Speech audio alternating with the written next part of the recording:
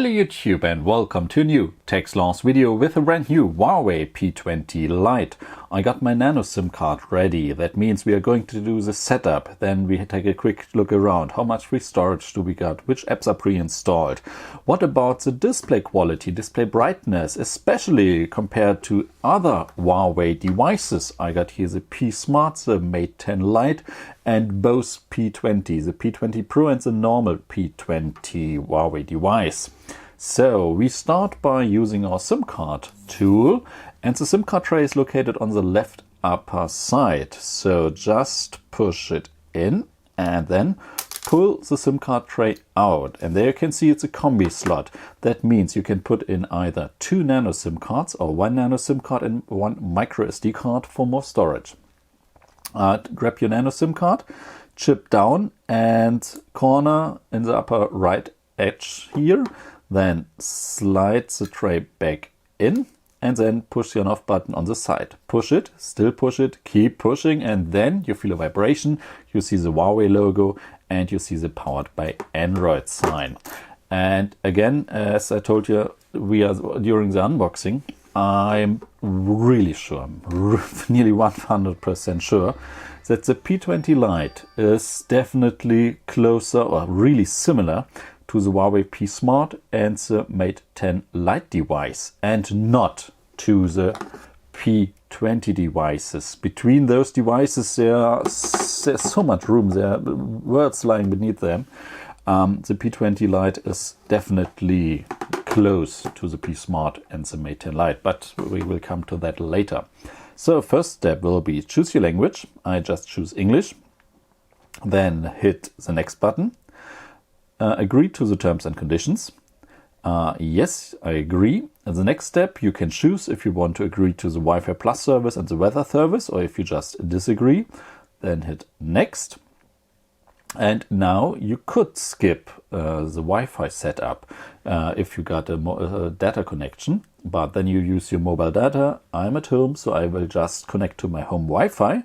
So choose your Wi-Fi, enter your Wi-Fi password, and then hit next. Sign in with your Google account, so enter your Google email and Google email password. And then you can choose which Google services you want to use or which you don't want to use. You can easily activate and deactivate them. And if you're down, then you have to, the next step is just agree. And then it's a big question, do you want to set up this device as a new device, or do you want to copy data from another Android device, from the cloud or from an iPhone? I just say, no, I want to set it up as a new device because I want to see how much free storage from the 64 gigabytes are still left. Next point will be the fingerprint setup. So I want to enable it. If you want to use the fingerprint sensor, then you have to enter a different way to unlock the device, a pattern, a PIN or a password. I just choose PIN because this is most of the time the fastest way. Enter your PIN once and then confirm it. And you are ready to go. Fingerprint sensor is on the back side, and every time you feel a vibration, just lift your finger and place it then down again. And then just follow the instructions on which part of your finger you have to scan. And just a tip, and you are done. Should be done. Okay, we are now done now. And there's no option here to scan another finger directly into the smartphone, but there's one neat little trick so that you don't have to do it later.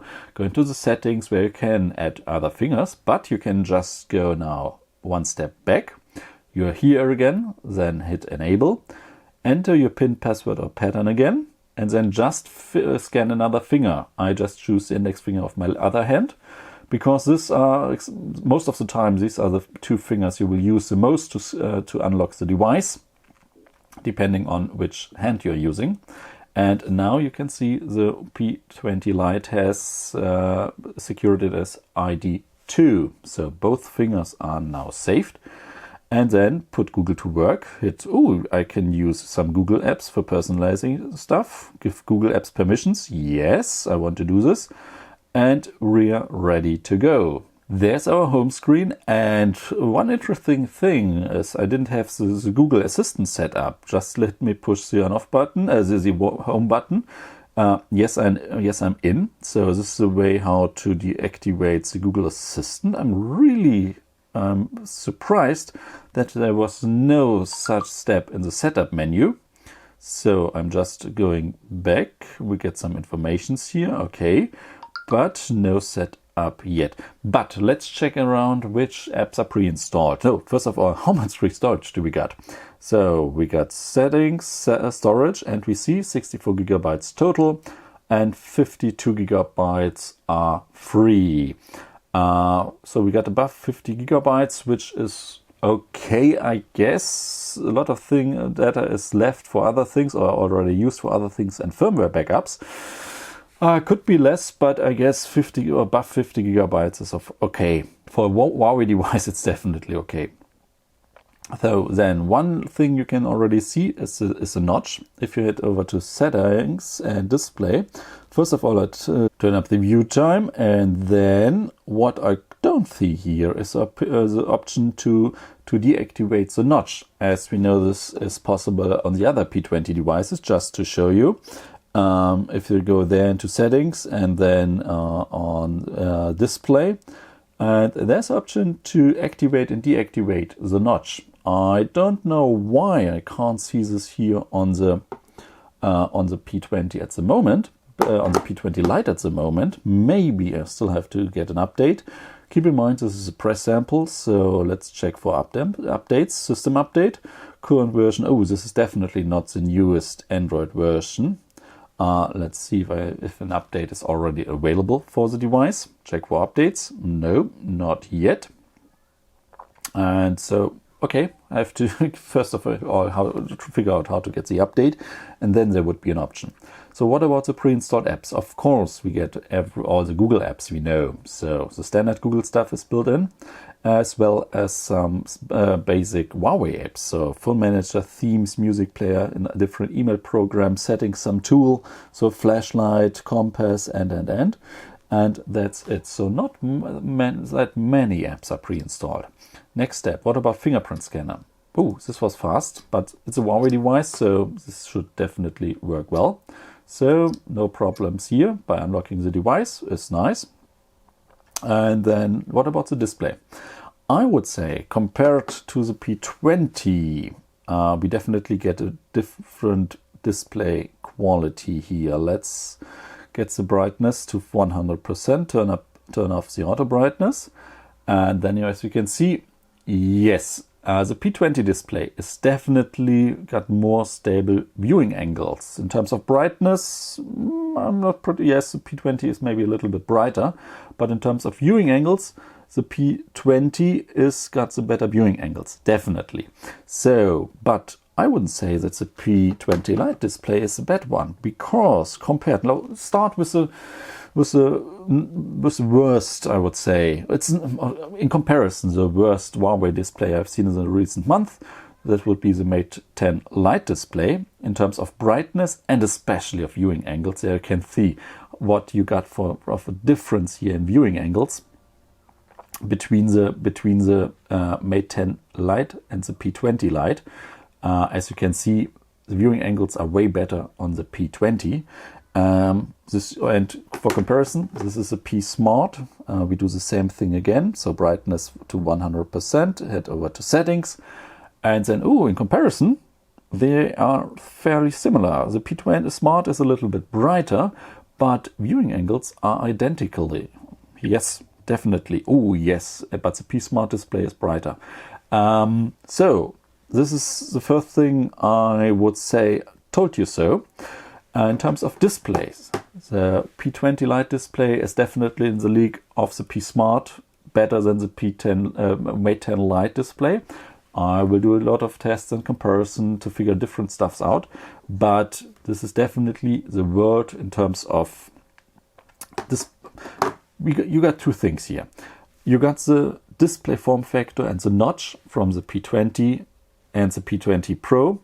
And you got the USB Type-C port from the P20 and the P20 Pro. Yes. Everything else in terms of performance, in terms of hardware power, in terms of camera, in terms of battery life, speakers, and is definitely out of the world of the P Smart and the Mate 10 Lite. Just to say this for the last time.